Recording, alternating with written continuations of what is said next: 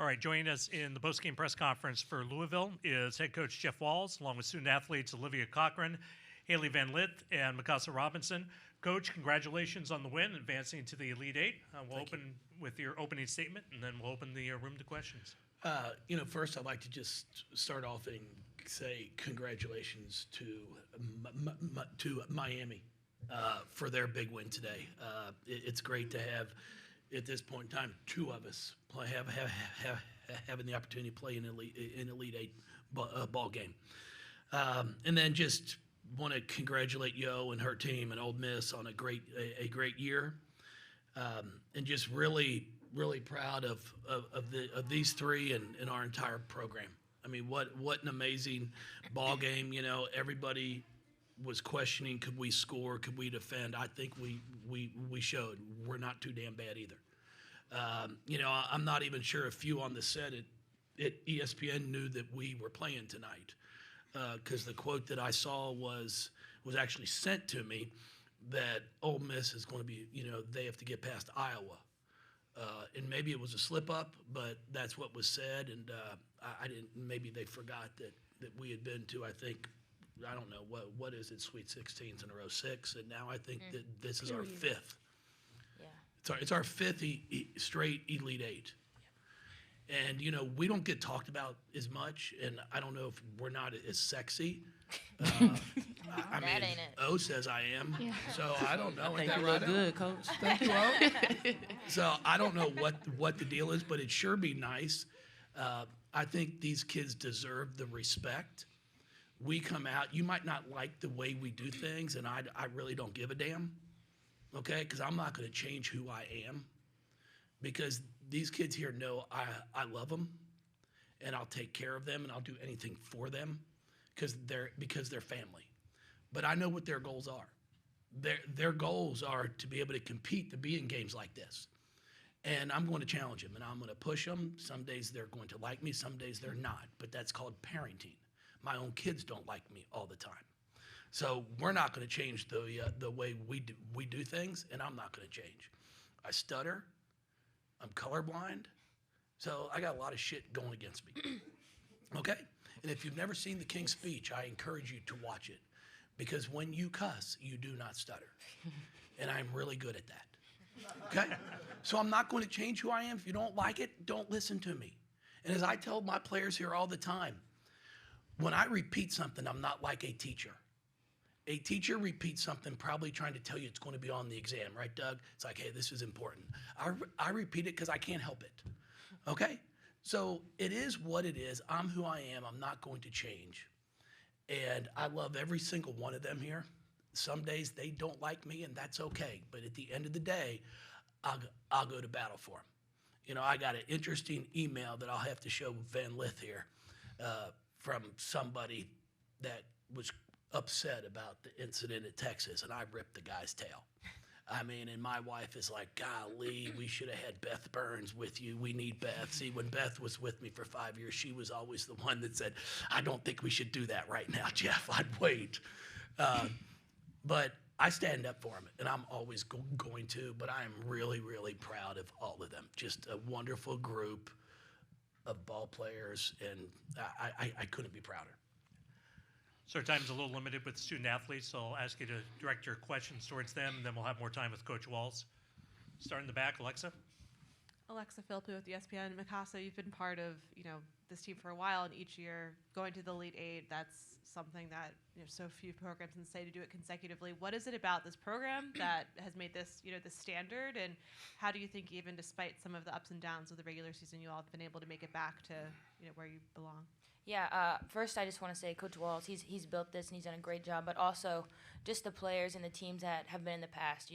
Without them we wouldn't be where we are. They've created a legacy, and I'm very thankful to be a part of that. But as far as ups and downs go, I wouldn't say we've had too rough of a season like everyone says. I think that it took us a little bit longer to glue, and we did it a good time, and that's why we're playing like we are. Sabrina Merchant, The Athletic. For any of the players, it seemed like the energy of the game really changed when Marissa and Morgan came in the first quarter, and I'm just curious how important that depth of your bench was to getting the win today. Everybody just executing their role, knowing what the scout report is, knowing who to close out short on, knowing who to box out. Just everybody executing their role, everybody playing together and having each other's back. Yeah, I would say what I think makes us unique is that you have to guard our bench players. Like, you have to know who they are on the scouting report. You can't just leave them open because they're good and they can score and they can defend and they can rebound. So we definitely have that benefit to us, and hopefully we can continue to use it. Mike Burrell, Seattle Times. For Hailey, just curious, being in this environment back in the state of Washington, what that felt like, and also in this kind of environment, did you feel like you wanted to kind of tune that out, or did you absorb it? How did you kind of treat that atmosphere?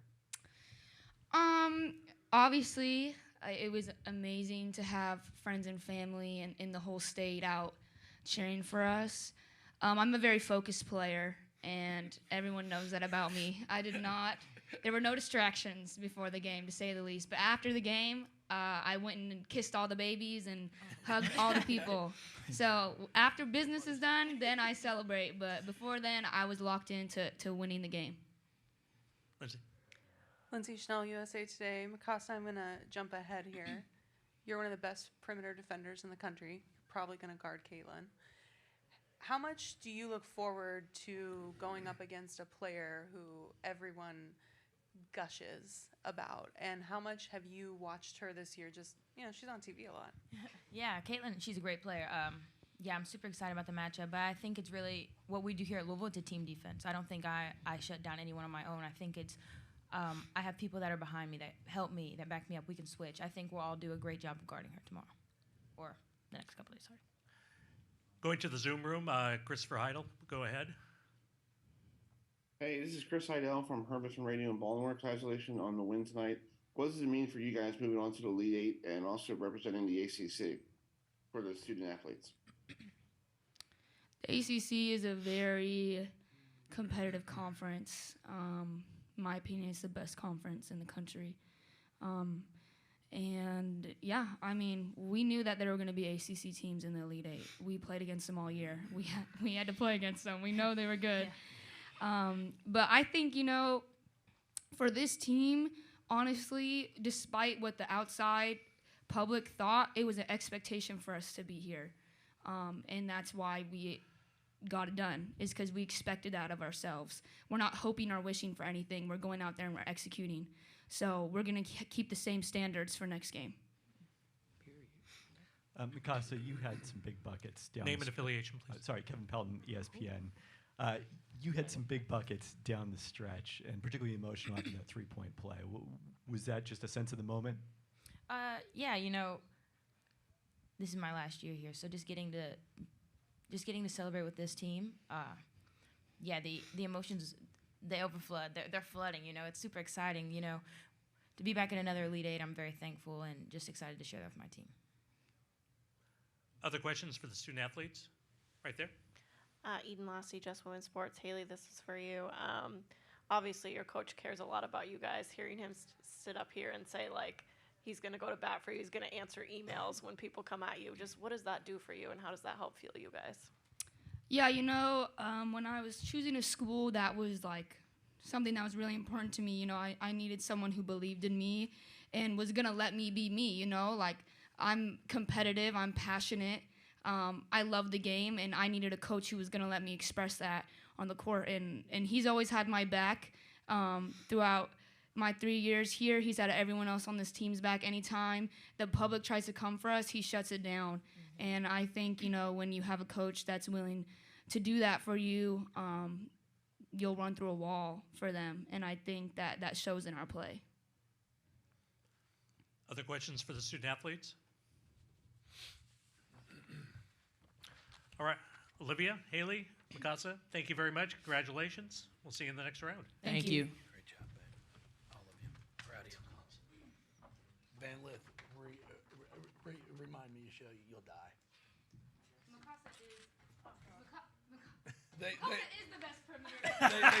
they shut you off. They shut you off. All right, we will open the room back up for questions for Coach Walz. Doug, would you like to go first? Hey, Jeff, Doug Feinberg, the AP.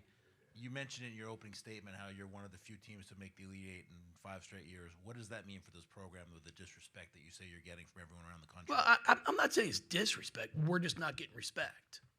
I mean, you watch ESPN, you watch the halftime show. I'm not even sure they knew we were playing. It's always a fluke. So someone played bad instead of we played well. And that's fine. I mean, again, some people might not like the way I do things, and that's okay. Do I yell? Yeah, I yell. It's okay. My players know I love them. At the end of the day, that's all that matters. They want to be the best. The one, when they come and tell me, I want to hopefully get to a Final Four. I want a chance to compete for a national championship. I want to play professionally after college. Well, that's our job, is to try to make sure we give them those opportunities and push them. And, everybody talked about how great Ole Miss's defense was. How are you going to score against them? What are you going to do? I think we did okay. And I think we guarded. I think we really did a heck of a job guarding. We gave up some points there in the last about a minute and a half on some back and forth. We don't box out. We give up a 3. But I thought we did a great job. I mean, when's the last time, who was put up over 70 on them this season? I think we played well. Now, we've been playing well for the past month and a half. And we're going to continue to roll. We're going to continue to play. And we got to, we're going to enjoy this tonight. I told my staff, they're all where to start. Oh, we got to start watching film break. I said, I'm not. I'm going to the bar. You got to enjoy it. Life's too short. I tell people this, I got a call my first year at Maryland when we had a chance to get the Sweet 16, Elite 8, and Final Four from two of the best assistant coaches that I've known, and that is Roger Redding and Lyndon Weiss, who were at Texas Tech. And I got to know them when I was at Nebraska. And they called and they were just like, enjoy the moment, because if you don't, there's no guarantees you're going to get back, and then you'll forget about it. They're like, enjoy it. And I have used that. I've told my staff that the entire time, no matter if it's been an Elite 8 or Final Fours, because it's hard. It's hard to continue to get to where we are and win, and you have to enjoy it. Life is too short to not enjoy these types of moments.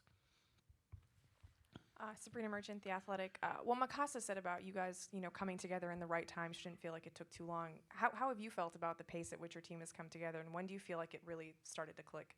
Well, I thought, first off, when you're dealing with the portal, you've got the transfer portal. I said it, the great thing about it is you've got your selection Sunday and portal Monday. Okay? That's what happens at this time of the year.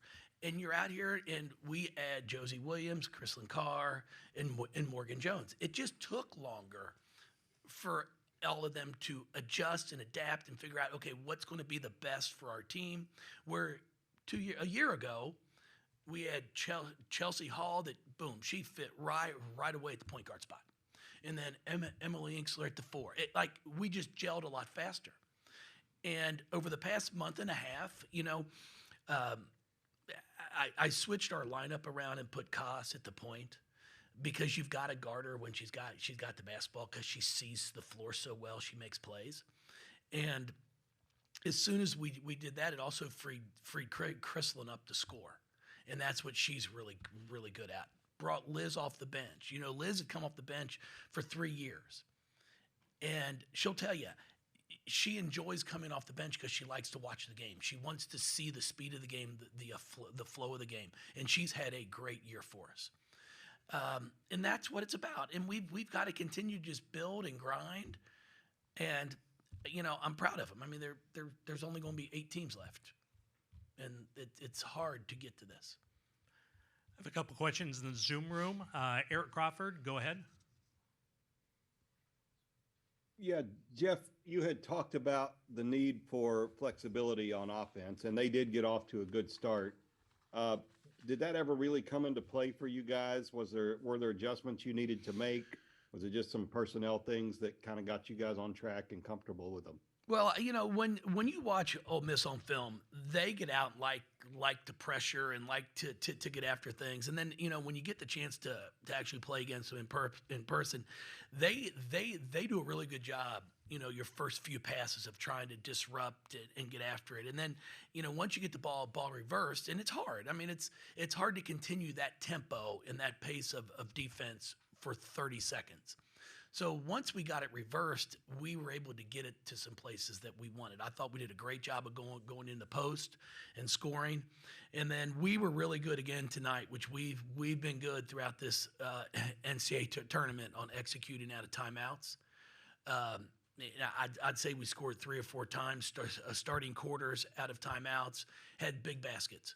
And, our one timeout, we called two sets and scored on both of them. Back to back. So our kids are doing an unbelievable job of carrying what we're telling them back out onto the floor. Going back to the Zoom room, Christopher Heidel, go ahead. Hey, Coach Jeff, it's Chris Heidel from Herberton Radio in Baltimore. Congratulations on the win tonight, sir. Thank you. Talk about is this your best team so far, or when did you know you have a very good team? When was the turning point for your team this year? Well, we've actually been good the entire season. We just played a very competitive non-conference schedule, and our league is really good.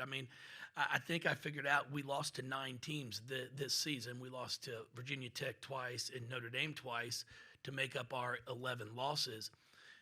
8 of them were in the NCAA a tournament, and Wake played in the NIT. So everybody advanced on to the tournament. But I thought we started playing, our best basketball up at Syracuse when I did make some lineup changes, and I think it freed a lot of our players up to just put them in positions where they can be successful. Alexa? Oh. Okay. Alexa Philpott with ESPN. Where have you seen the biggest growth in Morgan so far? You touched on just bringing in new pieces through the portal, but also coming through tonight with some really big minutes. And how can she help you moving forward for the rest of the tournament? Well, I've been really pleased with Morgan for the past 2.5 weeks. I've challenged her. This has been, if she was sitting here, I'd say it has not been easy for Morgan. It's been an adjustment, trying to have her understand the level of play you have to play at every single day.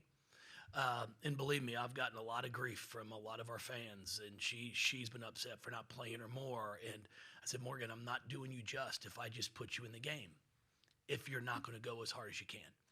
And she's been working extra, really putting the time in to work on her ball handling, working on finishing at the rim, her free throw shooting. And throughout our ACC tournament and NCAA tournament, she's really picked things up. Even tonight in 26 minutes, 4 of 8, 7 boards, 2 steals, 2 block shots. She was plus 23 when she was in the game. We were plus 23, which is a pretty impressive stat.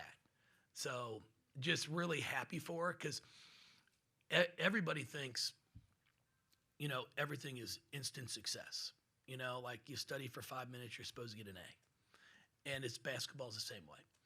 It's a grind. You got to keep putting it in. You might work for 2 months and you might not see the rewards you want, but then all of a sudden it starts to click.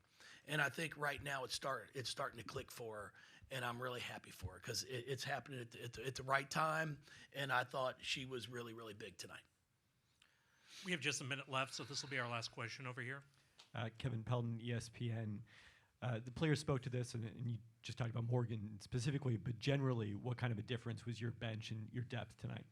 Well, again, I think because we changed our lineup, we have Morgan Jones, who's coming off the bench, and Liz Dixon, who's coming off the bench, Marissa Russell. We've got kids that can score the basketball now, where at the beginning of the year I'd say 90% of our scoring in our starting 5. And it's just really helped open some things up. Riss, in that transition 3 she hit in the second half, third quarter, I think it was a huge shot. And Morgan's and one that she gets. So they've adjusted to it because it hasn't impacted their playing time. And that's why I keep telling them, it's not going to impact the amount of minutes you play. It's just when you start being out there during a game. And it's great because they really care about winning. If you got any more, go ahead. I'm not going anywhere. All right. You got time? I'm not going anywhere. I got a Anywhere? car. No, I got a car. We're good.